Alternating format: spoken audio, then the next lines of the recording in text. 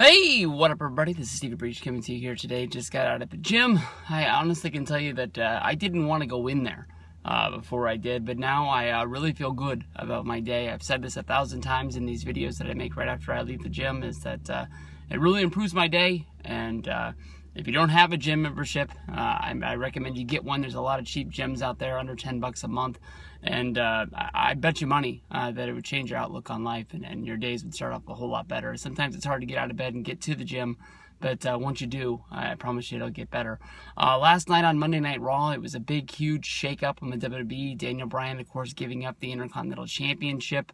Lots of wonder if that would be, included into the storylines to go into Payback. Maybe one of the matches would be made the Intercontinental Championship match.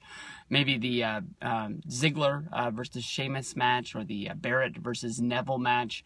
But it turns out that we found out this morning it's going to be held up in the Elimination Chamber, the second pay-per-view that was added. That was another big announcement that came from Monday Night Raw. Elimination Chamber. Going to be held 2 weeks from now on the WWE Network. I believe it's going to be on the 31st. There's a lot of people talking about it's a tactic to try to get people to subscribe for the free month of the WWE Network. And then, the month ends on the 31st. The pay-per-view is going to end at 11 o'clock. You only have 1 hour to do what you got to do to cancel your WWE Network. Honestly, the people that are bringing that up, they don't really read the terms. To get the free month of the WWE Network, you have to be a first-time subscriber. And honestly, at this point, who out there has not been a subscriber to the WWE Network? This thing's been around since last February. That would make it, 14, 15 months that this thing's been going strong. Who hasn't, signed up one time to see, what was going on? They did the free weeks. They've done free months. They've done so many of them before. What wrestling fan under what rock is going to do it? Honestly, I think it's cool that the WWE Network, is giving us this extreme value for 10 bucks. The Roman Reigns special that ran, just last week, I think it was, that was worth 10 bucks alone in my mind. I really, really liked that. But, we're going to be having to look at Payback now. Payback, of course, with the big main event.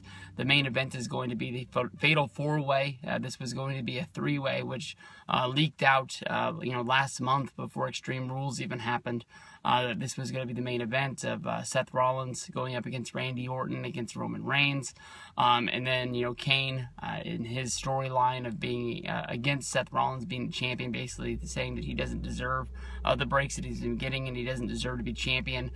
Kane said that if Ambrose won a match, he was going to be added into the Fatal 4-Way at Extreme Rules, and he was able to win that match and shock the world. I think he is the ultimate underdog in this match.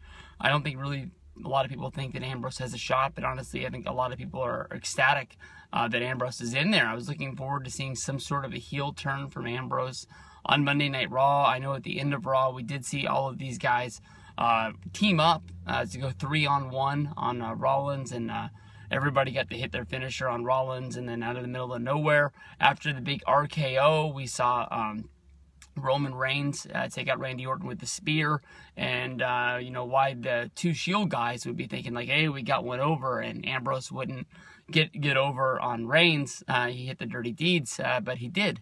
And, that puts us as the go-home in the pay-per-view.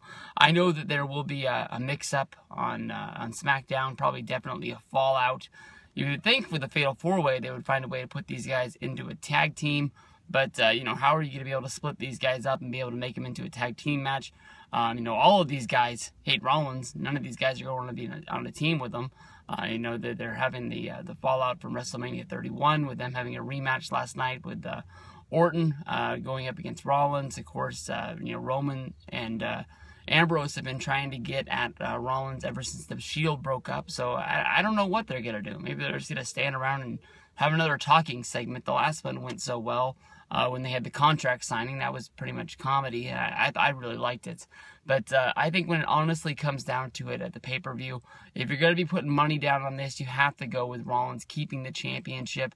Definitely the storyline, the I guess you can say stipulation that was added was Triple H suggested to Kane, Kane, if Rollins doesn't keep the championship, I think Rollins is right. We're not going to be needing you around in the authority anymore, and you can exit stage left. He says that he would fire Kane as the director of operations for the WWE.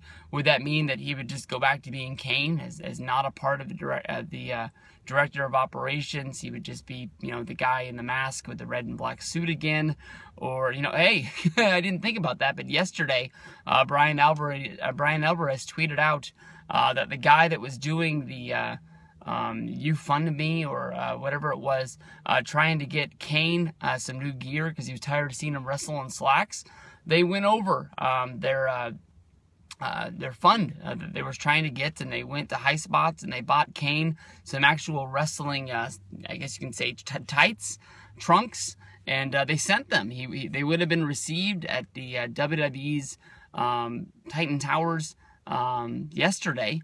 He overnighted them, so I think they would have got there Monday. And maybe Kane, by the time next Monday rolls around, if he does get fired as director of operations, maybe he'll be able to wear those tights. So that'll be fun to check out. Maybe Kane gets fired as director of operations, goes back to being a guy. I don't think a lot of people are really pumped to see Kane versus Rollins and have some sort of a one-on-one match.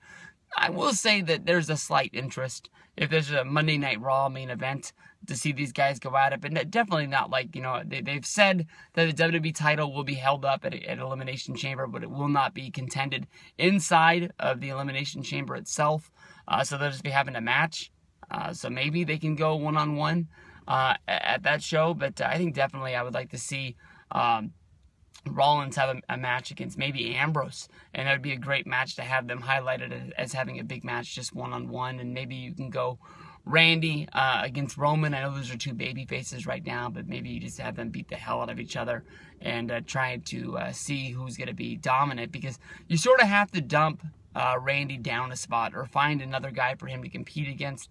Maybe if Ambrose does turn heel, maybe you can go Randy versus Ambrose, because come SummerSlam, you're going to have to find a home for Randy Orton, because he doesn't really fit into the whole Brock Lesnar storyline. If you're going to go Brock versus Rollins one-on-one, or maybe relive the WrestleMania main event that became after the Money in the Bank cash-in with Brock, Rollins, and Reigns, you got to have a spot for Randy to go. He's really, really red hot right now, and I can admit that, even though I'm not a fan of him, but the fans are really digging him, and he needs to have a high spot on the card. That's never been a problem for Randy, but sometimes the roster, you look at it right now, is dying down. It's getting a little bit thin.